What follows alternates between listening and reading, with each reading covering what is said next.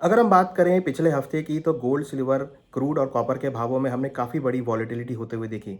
सबसे पहले अगर हम क्रूड की बात करें तो क्रूड ने इस बार अभी तक का सबसे बड़ा वीकली गेन यहाँ पर दिया है। ऑलमोस्ट करीबन 37% के वीकली गेन्स क्रूड में आते हुए दिखाई दिए हैं और डोमेस्टिक मार्केट में क्रूड का भाव 8,363 के लेवल पे बंद होता हुआ नजर आया।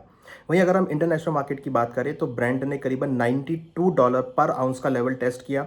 वीकली लो जो था करीबन $75 के आसपास का था, तो करीबन 37% की वॉलेटिलिटी, 37% का गेन हमने क्रूड के भावों में आते हुए देखा, जो कि अभी तक का सबसे बड़ा वीकली गेन है। तो हम अगर देखें तो यहाँ पर जियो पॉलिटिकल टेंशन की वजह से क्रूड के भावों में एक आग लगती हुई नजर आई है। जैसे ही हमने देखा कि ईरान की तरफ से पूरे ही सऊदी के अंदर, पूरे ही मिडल ईस्ट में युद्ध की घोषणा हुई और युद्ध होना स्टार्ट हुआ, वॉर सिचुएशंस क्रिएट हुई, उसकी वजह से कहीं ना कहीं जो सप्लाईज थी वो वहाँ पर डिस्टर्ब होने लगी और उसकी वजह से क्रूड के भावों में आग लगती हुई नजर आई। तो अगर आप देखेंगे तो अभी जिस तरीके से क्रूड के भावों में एक सप्लाई डिस्ट्रप्शन चल रहा है, उसकी वजह से लग रहा है कि आगे भी क्रूड के भावों में तेजी देखी जा सकती है। रिसेंटली हमने यूएस की क्रूड और इन्वेंट्री देखी, वहाँ पर भी बड़ी गिरावट क्रूड के स्टॉक प्राइस में देखने को मिली, जिसकी वजह से क्रूड के भावों में अगेन एक सपोर्ट आता हुआ नजर आया। तो लग रहा है कि क्रूड के भावों में अभी आने वाले दिनों में कुछ और गिरावट देखने को मिल सकती है। अगर हम पूरे मिडल ईस्ट की बात करें तो वहाँ पर जो सप्लाई है वो वहाँ पर शटडाउन होती हुई नजर आई है। हालांकि ओपेक प्लस मेंबर्स ने करीबन 2 lakh million barrel per day के हिसाब से प्रोडक्शन इंक्रीज करने की घोषणा करी है, मगर उसके बावजूद जो सप्लाईज हैं वहाँ पर डिस्टर्ब होती हुई नजर आई हैं, जिसकी वजह से लग रहा है कि क्रूड के भावों में आने वाले दिनों में तेजी का ट्रेंड और कंटिन्यू हो सकता है और लग रहा है कि ऊपर में 95 से लेकर $98 तक के लेवल और $100 तक के लेवल आपको ब्रेंट में देखने को मिल सकते हैं। वहीं अगर हम बात करें गोल्ड और सिल्वर की तो वहाँ पर भी हमने काफ़ी बड़ी वॉल्टिटी होती हुई देखी। हालांकि अगर हम बात करें गोल्ड के इंटरनेशनल प्राइसेस की तो करीबन 4,996 के लेवल का लो बनाया था और वहाँ से रिकवर होकर करीबन 5,171 के लेवल पे गोल्ड बंद होता हुआ नजर आया। वहीं अगर हम डोमेस्टिक मार्केट की बात करें तो गोल्ड के भावों में करीबन 1,61,634 के लेवल पे क्लोज हुए, जो कि माइनर एक फ्लैट एक क्लोजिंग हम जिसको बोल सकते हैं।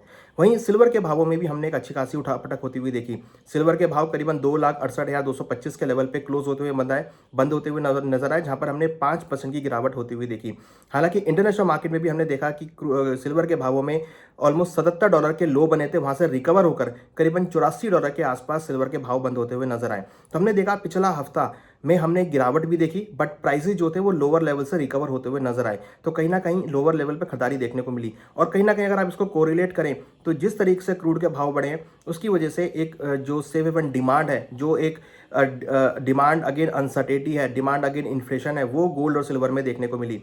यहाँ पर हमने ये भी देखा कि Punjab public bank of China ने अपने डेटा रिलीज किए, जिसमें उन्होंने क्लियर बोला कि उन्होंने फरवरी के महीने में अपने गोल्ड होल्डिंग को इंक्रीज किया है। वहीं यूएस लिस्टेड ईटीएफ के अंदर हमने ये देखा कि काफ़ी अच्छा इनफ्लो फरवरी के महीने में आता हुआ दिखाई दिया। तो पीबीओसी की तरफ से और यूएस लिस्टेड ईटीएफ की तरफ से भी काफ़ी अच्छा सपोर्ट रिटेल और सेंट्रल बैंक्स की तरफ से गोल्ड की खरीदारी में लौटता हुआ नजर आया। तो जिसकी वजह से हमने देखा गोल्ड सिल्वर के भावों में सपोर्ट रहा और क्रूड के भाव बढ़ने की वजह से, इन्फ्लेशन का डर बढ़ने की वजह से गोल्ड सिल्वर के भावों में ट्रेंड बनता हुआ नजर आया। तो लग रहा है कि आने वाले दिनों में गोल्ड सिल्वर में रिकवरी का माहौल देखा जा सकता है, लोअर लेवल पे रिकवरी देखने को मिल सकती है। हम पहले भी ये कहते आए थे कि कहीं ना कहीं निचले स्तर पर खरीदारी देखने को मिलेगी, तो वैसा ही ट्रेंड गोल्ड सिल्वर के भावों में लोअर लेवल पे देखने को मिला। तो अगला हफ्ता भी लग रहा है कि गोल्ड सिल्वर के भावों में एक साइडवेज टू पॉजिटिव ट्रेंड हो सकता है और निचले स्तर पर खरीदारी देखने को मिल सकती है। यहाँ अगर हम सपोर्ट जोन की बात करें तो गोल्ड में करीबन 5,120 और 5,050 ये काफ़ी स्ट्रॉन्ग सपोर्ट रहेगा। हायर साइड में 5,220 और 5,280 डॉलर में ये काफ़ी स्ट्रॉन्ग रेजिस्टेंस रहेंगे। डोमेस्टिक मार्केट में लग रहा है कि करीबन 1,58,000 और 1,54,000 ये काफ़ी स्ट्रॉन्ग सपोर्ट रहेगा।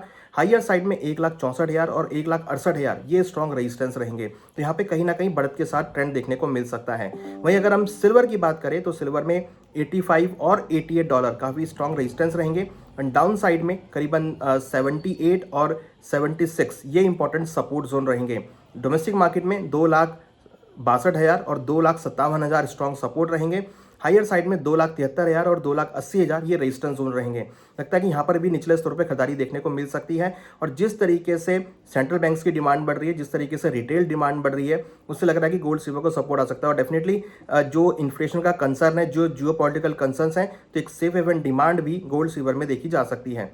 वहीं अगर हम कॉपर की बात करें तो कॉपर के भावों में मिला-जुला कारोबार देखने को मिला। हालाँकि कॉपर के भाव अगर आप देखेंगे तो बहुत फ्लैट नोट पे बंद होते हुए नज़र आए, करीबन 2% की गिरावट कॉपर के भावों में रही। यहाँ पर भी हमने देखा कि जो कॉपर के भाव थे करीबन 1191 के लेवल पे क्लोज़ होते हुए नज़र आए। तो लग रहा है कि अगला हफ्ता भी, आने वाला हफ्ता जो है वो काफ़ी वॉलेटाइल रहेगा और यहाँ पर भी आपको निचले स्तरों पे खरीदारी देखने को मिल सकती है। यहाँ अगर हम सपोर्ट की बात करें तो 1180 एक पहला सपोर्ट रहेगा, दूसरा सपोर्ट 1150 का रहेगा। हायर साइड में 1220 और 1250 ये स्ट्रॉन्ग रेजिस्टेंस रहेंगे। यहाँ भी हमें लगता है कि मार्केट में आपको लोअर लेवल पर खरीदारी देखने को मिल सकती है।